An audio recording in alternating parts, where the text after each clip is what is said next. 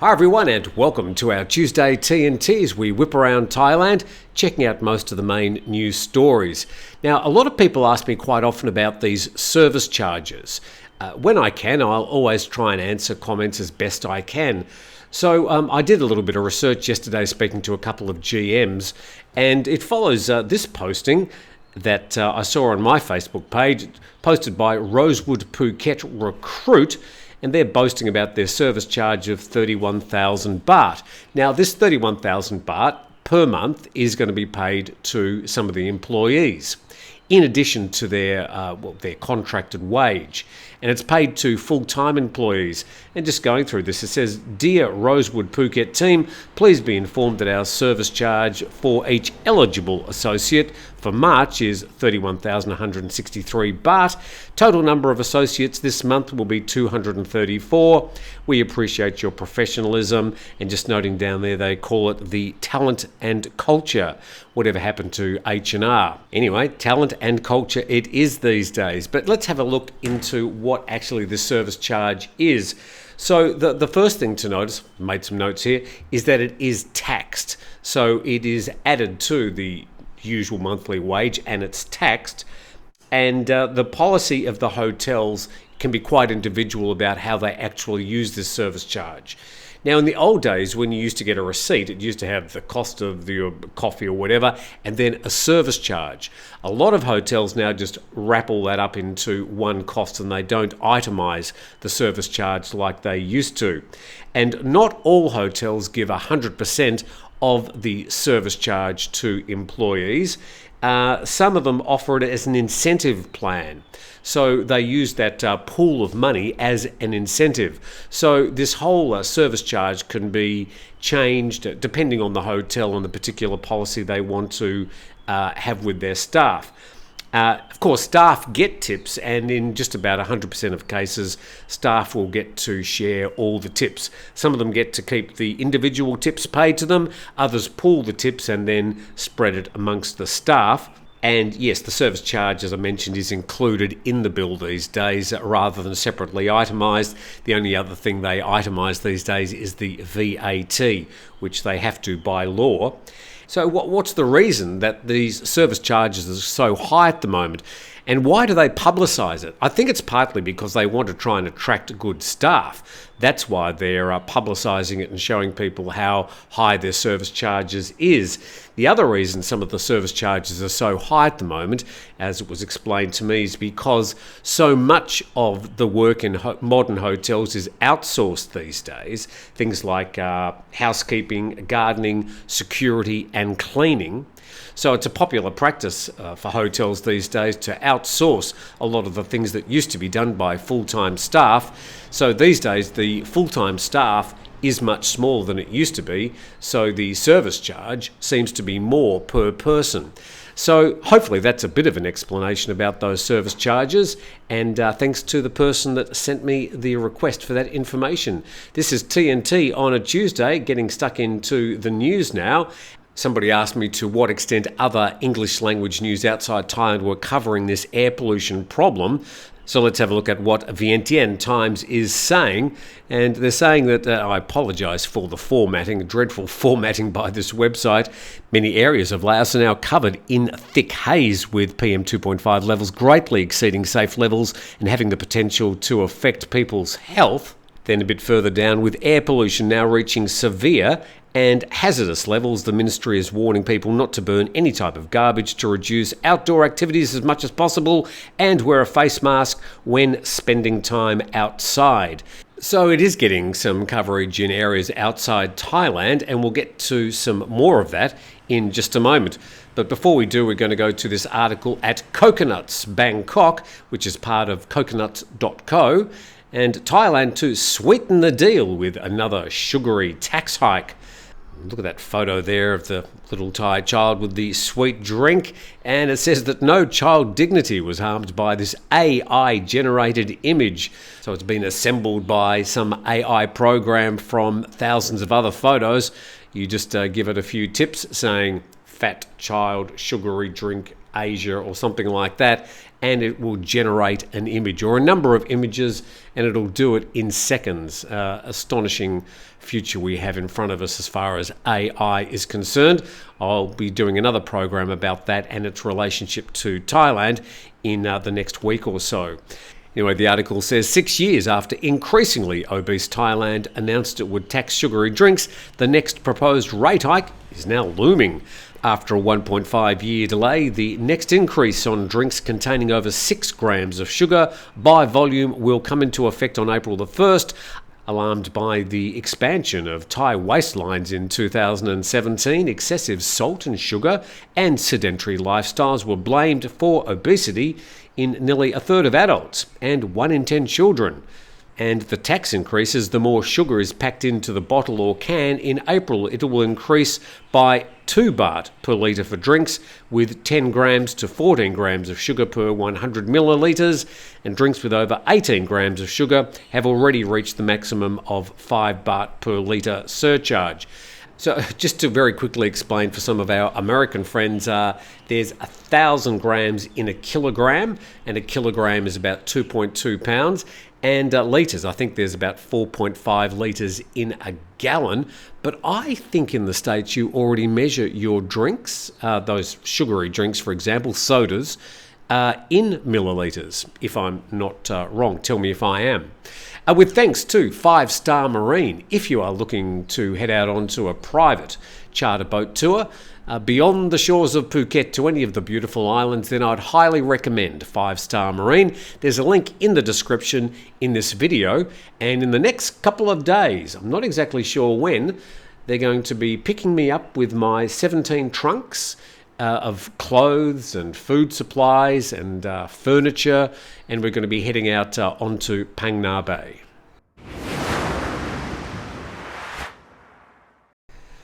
So now time to go into our main story today, which is looking at the media coverage of what we covered yesterday, which was the worst weekend of air pollution in the north of Thailand that I think we've ever had. And we start off with The Star reporting that Chiang Rai locals protest as PM 2.5 soars to 11 times Thailand's safe level. And just mentioning Thailand's safe level, it's already twice the safe level as measured by the World Health Organization. And it says that Chiang Rai residents protested at the district office on Monday and demanded that the authorities take urgent action to tackle air pollution. They should have held the protest inside, at least they would have been better off.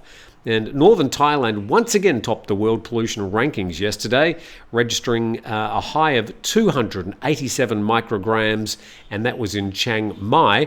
And Chiang Rai hit 542 micrograms per cubic metre, Chiang Rai being closer to the Burmese and the Laos border, where, as we've shown numerous times, most of these fires have been lit. And Thailand's safe limit for PM 2.5 fine dust pollution linked with early death from heart and or lung conditions is 50 micrograms per cubic metre. As I mentioned, the World Health Organization measures the higher safe limit as 25. And satellite images continue to show hundreds of hotspots from fires burning across the north and over the border in Myanmar and Laos. Now, a lot of this coverage is starting to mention the fires across the borders as the main cause of the air pollution, and as we'll see, even mooting some suggestions. A crackdown on the practice of burning fields in preparation for the next harvest has apparently had little effect. And this story from Thai PBS World, who say proposals to address air pollution in Mae Sai to be submitted to the government. Well, enough of the submitting and the chatting and the talking and the proposing. Let's actually make some things happen. The private sector and civic groups in Mae Sai district of Chiang Rai have formulated short and long-term measures to address airborne pollution, which is threatening livelihoods and the physical health of residents in the district and elsewhere in northern provinces. Mae Sai is a district right up in the very north of the city of Chiang Rai, right on the Burmese border. In the short term, they want the authorities to declare Mar Sai District a public disaster zone so that relief and help can be mobilised, such as face masks, medications and air purifying devices. Now, of course, all these are after the fact. The most important thing is to try and stop this pollution from happening in the first place. Importantly, they also want the Chiang Rai governor to coordinate with authorities in Myanmar and Laos, asking them to instruct their people to cease lighting or to reduce forest fires and the burning of farm waste in strict compliance with the ASEAN Agreement on Transboundary Haze Pollution, which was approved by all ASEAN member countries back in 2002. Moreover, the Thai PBS World article says they want officials to get tough with people who light fires in forests or on farmland and to provide more equipment to help firefighters and volunteers. And long-term, the civic groups and the private sector want the Commerce Ministry to lift the zero-rated import tax requirement under the ASEAN Free Trade Area Agreement on maize, that's corn, imported into Thailand from neighbouring countries, as they blame maize farmers for most of the fires caused by farm waste burning. So this article and more of these articles are acknowledging exactly what's causing this air pollution and where it's coming from. And they're coming up with solutions. So this is really good positive coverage. Another article by Thai PBS World, curfews considered in harsher measures to control forest and farm fires. And the Thai government may resort to harsher measures, including curfews in some areas, to deal with the lighting of forest fires and burning of farm wastes. And the Minister of Natural Resources and Environment said that the government doesn't want to impose harsh measures which may affect a lot of people, but they may have no choice if some continue to light fires in forests and burning the farm waste. And the minister disclosed that the Thai government is seeking help from the Secretary-General of ASEAN in reminding member countries about the cross-border haze problem and urging their citizens not to burn farm waste or light forest fires, but the problem persists. And he said the ministry had mobilised more than 1,000 people to control forest fires in national parks with the support of ministry helicopters, which are conducting about 100 flights a day. Even the ministries now are getting a sense of the enormity and the desperation in this particular problem. But of course, there is an election happening and there is a political dimension to all this. And this is covered in nationthailand.com. Only negotiating with neighbours can solve Thailand's pollution woes, according to Per Thai. Now, Per Thai are the opposition party, or one of the opposition parties that are very strong in the north of Thailand and the northeast of Thailand. Put two and two together, I think we know where this is going. Pollution Chiang Rai's Mar Sai district, which sits on the border with Myanmar, hit hazardous levels yesterday, soaring to almost 11 times Thailand's safe limit. He went on to say that the Thai government should call on Myanmar to control hotspots and the burning of farm waste as it's choking the north. So let's check out the number of fires around the north yesterday. 12,581 hotspots in Myanmar. This is from Saturday, actually, these numbers, compared to 4,376 in Thailand, 8,535 in Laos, 744 in Cambodia, 720 in Vietnam, 31 in Malaysia. So I've shown you the pictures, but somebody's actually counted the fires, and they are the statistics in cold, hard numbers. So there you go, the chairman of the Per Thai Environment Committee, and as sure as night follows day, they're going to be pointing their fingers at the government in the lead up to this election, saying, you've had 9 years and you've done nothing. So it will be a hot political issue, I'm very sure.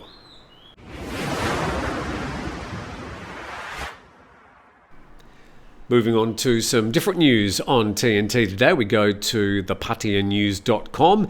E-cigarette vendors arrested at Treetown Market in Pattaya, very popular drop-in spot in the evenings. I've been to Treetown myself. There's a photo there of the things that the police confiscated, and the article says that despite calls for e-cig legislation, Thai police still retain a harsh ban on all kinds of vaping devices as they arrested 2 Thai e-cigarette vendors last night in Pattaya with over 100 pieces of vaping equipment. And a 50-year-old was nabbed red-handedly while selling e-liquids with fruit fragrance on the street. Police told the Pattaya News they also seized 43 pieces of vaping equipment. Then a 20-year-old was arrested while brazenly selling vaping devices, but he claimed that he didn't own any of the seized 62 vaping equipment pieces because he was only an employee. The boss made me do it. So the police still cracking down on these little vendors selling e-cigarettes and vaping liquids. And time now to go to this story also from the PattayaNews.com. Thai people swarm tree with lucky phallus growth to ask for lottery numbers. Would have been fun trying to come up with this particular headline. And there's the photo. So what's all this about? This particular tree, scientifically known as a hairy carrowing, was swarmed by hundreds of locals in a small town of the Konburi district of Nakhon Ratchasima after a merchant in the area claimed he'd won a 6 million baht lottery prize after begging for good luck from this tree. All types of typical Thai offerings such as sweet food, red Fanta, flowers, incense and 3 coloured fabrics were laid and tied around the trunk of the tree by those hoping to receive good luck and fortune. There's another photo of the tree, and I've just got a funny feeling I know what's going to be happening with this. There are going to be the people who want to, of course, try and use it to get luck for their lottery numbers. When's the lottery coming up? Only 2 or 3 days away, on the 1st and 15th of each month. But I know exactly what's going to happen. This is going to become an Instagram photo. Are you with me? So maybe this will help.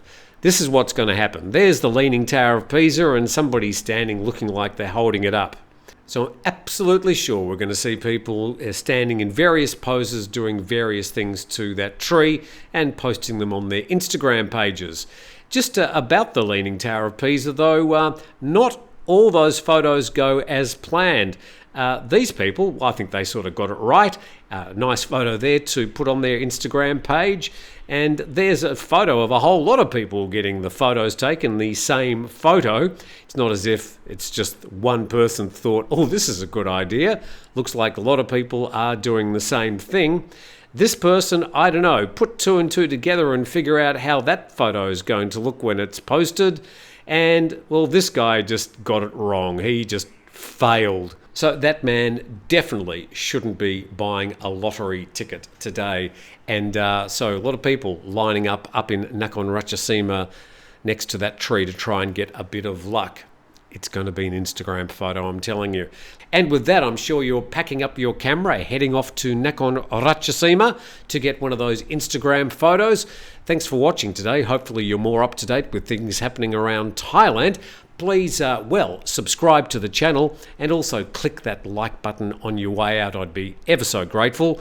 And I look forward to seeing you again tomorrow.